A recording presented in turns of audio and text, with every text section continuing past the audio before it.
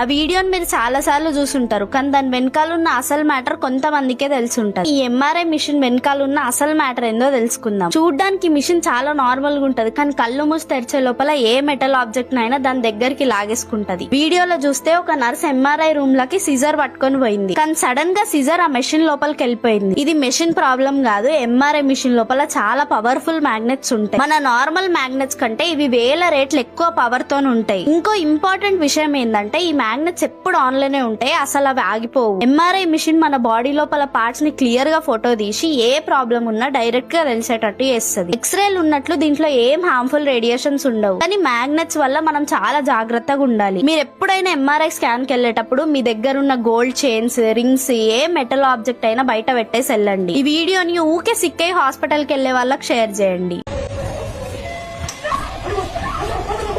ఆ వీడియోని మీరు చాలా సార్లు చూసుంటారు, కానీ దాని వెనకాల ఉన్న అసలు మ్యాటర్ కొంతమందికే తెలిసి ఉంటది. ఈ ఎంఆర్ఐ మిషన్ వెనకాల ఉన్న అసలు మ్యాటర్ ఏందో తెలుసుకుందాం. చూడ్డానికి మిషన్ చాలా నార్మల్ గా ఉంటది, కానీ కళ్ళు మూసి తెరిచే లోపల ఏ మెటల్ ఆబ్జెక్ట్ నైనా దాని దగ్గరికి లాగేసుకుంటది. వీడియోలో చూస్తే ఒక నర్స్ ఎంఆర్ఐ రూమ్ లకి సిజర్ పట్టుకొని పోయింది, కానీ సడన్ గా సిజర్ ఆ మెషిన్ లోపలికి వెళ్ళిపోయింది. ఇది మెషిన్ ప్రాబ్లం కాదు, ఎంఆర్ఐ మిషన్ లోపల చాలా పవర్ఫుల్ మ్యాగ్నెట్స్ ఉంటాయి. మన నార్మల్ మ్యాగ్నెట్స్ కంటే ఇవి వేల రేట్లు ఎక్కువ పవర్ తో ఉంటాయి. ఇంకో ఇంపార్టెంట్ విషయం ఏంటంటే ఈ మ్యాగ్నెట్స్ ఎప్పుడు ఆన్ లోనే ఉంటాయి, అసలు అవి ఆగిపోవు. ఎంఆర్ఐ మిషన్ మన బాడీ లోపల పార్ట్స్ ని క్లియర్ గా ఫోటో తీసి ఏ ప్రాబ్లం ఉన్నా డైరెక్ట్ గా తెలిసేటట్టు చేస్తుంది. ఎక్స్రేలు ఉన్నట్లు దీంట్లో ఏం హార్మ్ఫుల్ రేడియేషన్స్ ఉండవు, కానీ మ్యాగ్నెట్స్ వల్ల మనం చాలా జాగ్రత్తగా ఉండాలి. మీరు ఎప్పుడైనా ఎంఆర్ఐ స్కాన్ కి వెళ్ళేటప్పుడు మీ దగ్గర ఉన్న గోల్డ్ చైన్స్, రింగ్స్, ఏ మెటల్ ఆబ్జెక్ట్ అయినా బయట పెట్టేసి వెళ్ళండి. ఈ వీడియోని ఊకే సిక్ అయి హాస్పిటల్ కి వెళ్లే వాళ్ళకి షేర్ చేయండి.